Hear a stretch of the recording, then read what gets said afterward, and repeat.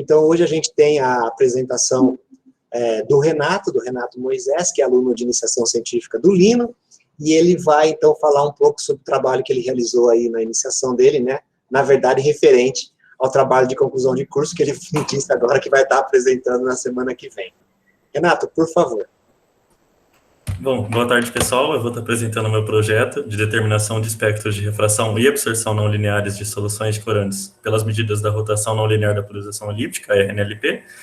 Foi orientada pelo professor Dr. Lino Mizoguchi, e eu vou estar apresentando como forma o meu trabalho de conclusão. Bom, o roteiro vai ser bem simples. Primeiro, motivação e objetivos. Segundo, fundamentos teóricos, bem rapidamente, né? Depois, materiais e métodos, resultados de discussão e seguir as conclusões. Primeiro, motivação e objetivos. A motivação vem com o crescente estudo na área de ótica não linear, a relevância desses estudos, né? Essa área, ela trata de compreender a interação luz-matéria quando a resposta do material é uma função não linear do campo eletromagnético, ou seja, a gente vai estar focalizando um feixe tão intenso na amostra que ela vai responder de forma não linear. Essa resposta, a gente vai estar tratando da polarização dela, né? E a ideia é que a gente consegue caracterizar materiais em forma das propriedades ópticas não lineares deles para desenvolver tecnologias. Isso se dá devido aos lasers sintonizáveis de femtosegundos modernos de hoje em dia, que possibilitam a obtenção de espectro, e o objetivo desse trabalho vai ser, então, obter espectros de refração e absorção não lineares de materiais, né? Como eu disse, a polarização vai ser essa resposta do material que a gente está interessado, né? Ela vai expressar a resposta quando a gente põe esse campo muito intenso eletromagnético no corpo, vai ter uma indução, uma reorientação dos átomos, moléculas, dos momentos de dipolo, né, desses átomos, moléculas do material. A polarização vai ser dada nessa série de potências do campo elétrico. A primeira potência vai ser o primeiro grau de efeitos, né, vai ser os efeitos lineares ópticos que a gente já conhece. O segundo e terceiro vai ser o que a gente vai estar interessado, que é a ótica não linear. Em segundo efeito, a gente pode listar esses efeitos aqui, com destaque à geração do segundo harmônico. E em terceira ordem, a gente tem dois efeitos que interessam para a gente, que é a absorção de dois fótons, que vai tratar da absorção não linear, e o efeito Kerr, que vai tratar da refração não linear.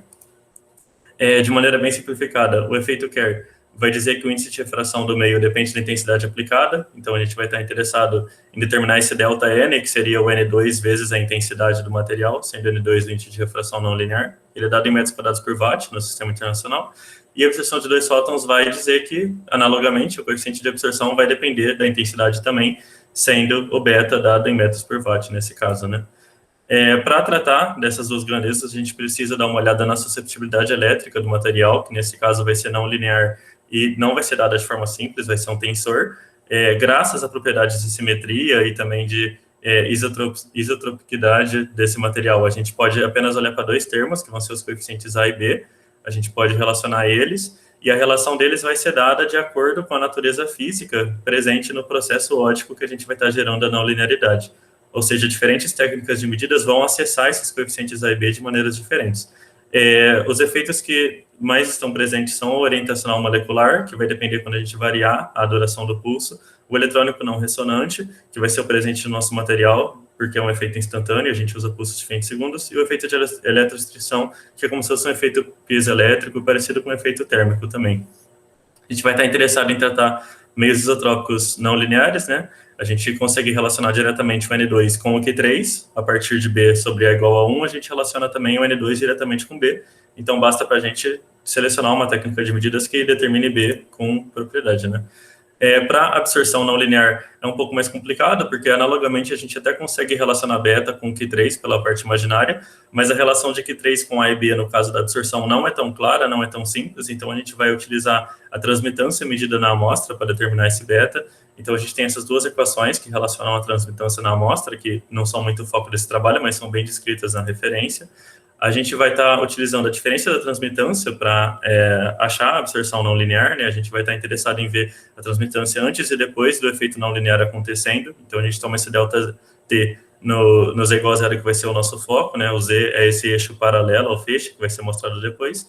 Então, a gente consegue relacionar diretamente o coeficiente de absorção não linear beta com a diferença de transmitância, a intensidade do feixe e a espessura da amostra. Além disso, a gente pode determinar também a seção de choque de absorção de dois fótons, que é a grandeza mais utilizada nas referências. Ela vai ser expressada na unidade de Guppert-Meyer, que é o 10 a menos 50 do centímetro a quarta segundos sobre molécula sobre fóton. Falando um pouco da técnica em si agora nos métodos, né? A técnica de medidas vai ser a rotação não linear da polarização elíptica.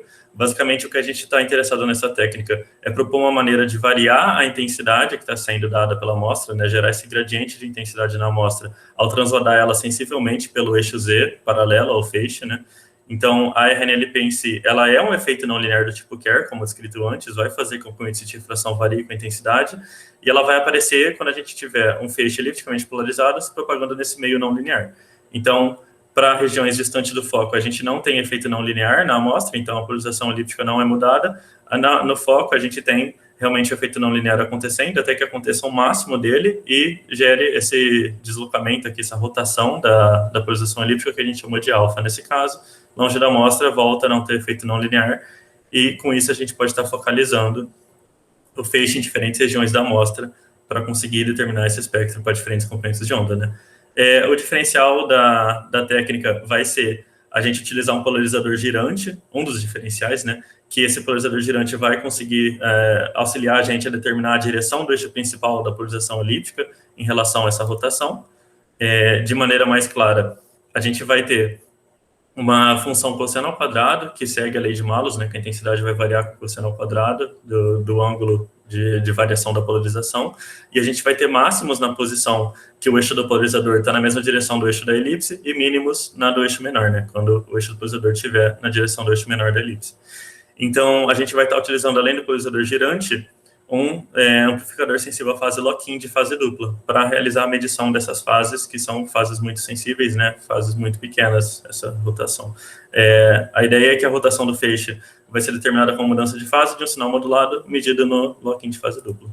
O lock-in é esse aparelho aqui, ele funciona em fase dupla, né, em fase X e quadratura Y. A ideia é que a gente vai estar recebendo dois sinais, um antes e outro depois do efeito não linear acontecendo, e a gente vai estar interessado a usar essa fase dupla para determinar como que esse efeito não linear vai estar mexendo realmente na fase, né, na própria rotação da elipse, que vai ser dado pela arco tangente dessas fases Y e X do lock-in, e a magnitude que vai ler para a gente a transmitância do meio, que vai ser dado pela raiz da fase ao quadrado mais a quadratura ao quadrado, né? Aqui a gente tem no lock-in uma medida, são números arbitrários, né? Mas a medida da fase e a medida da magnitude, que são feitas simultaneamente na medida. E aí essa medida simultânea consegue dar para a gente, a partir de θ, a refração não linear, e a partir da magnitude, a absorção não linear. Então, a montagem experimental é mais ou menos essa. A gente tem o laser de fentes segundos, que é o Laser Dragon, de titânio e safira, de pulsos de aproximadamente 60 fentes segundos, taxa de repetição de 1 kHz. A gente sintoniza esse laser, ou seja, muda o comprimento de onda dele a partir de um amplificador paramétrico óptico. A gente consegue variar de 450 até aproximadamente 2.600 nanômetros. Aqui tem o primeiro diferencial da técnica, que é a lâmina de quarto de onda, para tornar a polarização elíptica. Aqui a gente tem a nossa amostra dentro da cubeta de sílica, que vai ser transladada em relação ao eixo Z, o polarizador girante e o lock-in, como foram comentados, né, o polarizador girante como elemento analisador e o lock-in realizando as medidas, e o fotodetector e o osciloscópio, né. A gente vai estar usando uma condição de amostra grossa, que vai ser explicada no próximo slide, mas basicamente a rotação da nossa elipse, que vai ser dado por esse alfa de Z medido pelo lock-in, já tomando uma média temporal, né, devido à taxa de repetição muito alta do feixe, vai depender dessa diferença de funções arctangentes, que é definida pela condição de amostra grossa, vai depender do ângulo φ, que é o ângulo da lâmina de quarto de onda, de ZR, que é o comprimento focal de Rayleigh, do B, que é o nosso coeficiente B já explicado antes, a intensidade, a frequência do feixe e fatores do eletromagnetismo, né? Então, aqui a gente tem um vídeo que mostra um pouco como funciona a técnica. Acho que dá para acompanhar meu mouse, né? Aqui é o polarizador girante, aqui é a amostra dentro da cubeta, essa amostra vai estar sendo transladada aqui nesse eixo Z, e a gente tem um motor de passo gerando essa translação bem sensível, né? A ideia, como eu disse, da condição de amostra grossa é que naquela expressão a gente vai ter a diferença das funções arcotangente aumentando em módulo diretamente proporcional, né, com a espessura da amostra. Então, a gente vai ter uma saturação acontecendo no nosso sistema, em que a espessura da amostra vai ser muito maior que a espessura efetiva da amostra, né? A gente vai ter um sistema com lentes focais curtas que vai gerar esse regime de focalização forte, de amostra grossa, que vai fazer com que toda a região confocal do feixe laser vai contribuir para as medidas que a gente está fazendo, para esse sinal de RNLP, e vai ter a formação de um platô, que é característica de amostras grossas, né? Então, isso é o forte da técnica, a gente vai ter medidas autorreferenciadas em varredura única, de acordo com o valor de N2 da sílica. A medida para cada comprimento de onda vai ser ser essa. A gente vai ter em relação ao eixo Z negativo, que era a medida, o feixe vindo do ar. O feixe tem a primeira formação do platô na primeira parede de sílica, ele forma outro platô na amostra, outro platô na segunda parede da sílica e volta para o ar, né? Então, o N2 é determinado diretamente, de modo rápido, preciso, simplesmente pela razão desses dois platôs para cada medida. Para o caso da transmitância, a gente já tinha as medidas simultâneas também da diferença de transmitância para determinar o ΔZ, faltava apenas determinar a intensidade, que a gente determina pela própria equação da RNLP, usando o valor de referência da sílica. Então, a gente faz a mesma coisa para cada comprimento de onda, determina essa diferença, consegue determinar a beta diretamente. As 4 amostras caracterizadas para a gente a partir dos resultados foram DR13, DR1, DR19 e DO3, todos em metanol, concentração 10-2. Eles possuem boa resposta não linear, são corantes têxteis e são todas da família de azobenzenas, então já são bem exploradas na literatura e apresentam essa vantagem para a gente serem bem acessíveis. E aqui eu já começo a mostrar as medidas de RNLP, algumas delas, né, para os 4 corantes. A gente varreu um espectro de 600 nanômetros até 1.300 nanômetros, variando de 10 e 10, e aqui vale a pena apontar 2 coisas. A gente já percebia que para alguns comprimentos de onda, o valor do platô da amostra era maior que o da sílica, então valia a pena realmente fazer essas medidas, porque em outras dessas caracterizações, o valor da sílica era maior que o da amostra, então o N2 estava variando e o espectro era importante. Outra coisa é que para valores perto do visível, a gente via que existia uma diferença entre as paredes da sílica, o que mostrava uma absorção linear acontecendo no sistema. Então aqui a gente determinava para cada comprimento de onda aquela razão entre os dois platôs, conseguimos determinar de maneira inédita esses 4 espectros para as soluções de corantes. Basicamente, a gente pode usar uma análise simplificada, descontando o N2 do metanol em cada uma, para usar essa relação de corante mais metanol igual a solução, né? E a ideia aqui é que a gente tem um potencial de aplicação para cada uma dessas soluções, ou seja, colocando a solução no meio, a gente pode saber se ela vai aumentar, diminuir ou manter aproximadamente constante o índice de refração não linear desse meio. A gente percebe, além desse potencial de aplicação, uma semelhança entre as 4 curvas, que pode estar relacionada realmente à semelhança estrutural química dos 4 corantes de azobenzeanos, apesar de não ser o foco desse projeto. E a gente percebe que também existe um emprego numa análise simplificada, que a gente desconsidera a interação entre soluto e solvente, então isso pode ser explorado mais a fundo. Mas, de qualquer jeito, esses são resultados inéditos. Para absorção não linear é o mesmo tratamento, a gente pega, aqui tem só 4 exemplos, né, mas a gente pega várias medidas e toma a diferença de transmitância antes e depois da ação não linear. A gente conseguiu esses 4 espectros que não são inéditos, mas comprovam que a técnica consegue determinar a absorção e refração não linear simultaneamente nas mesmas medidas. Aqui a gente consegue ver uma banda larga acontecendo da absorção de 2 fótons para cada um desses, que é uma caracterização muito importante desses materiais. Além disso, a gente pode traduzir os valores em relação à seção de choque e ver que os picos estão na ordem de 200 GM, aproximadamente, aqui nessa região entre 800 e 1.000 nanômetros, né, aproximadamente 950 nanômetros, aqui o máximo delas, com exceção para o DR19, que pode precisar de novas medidas impossibilitadas pela pandemia, que está mais achatada a curva, em 80 GM aproximadamente.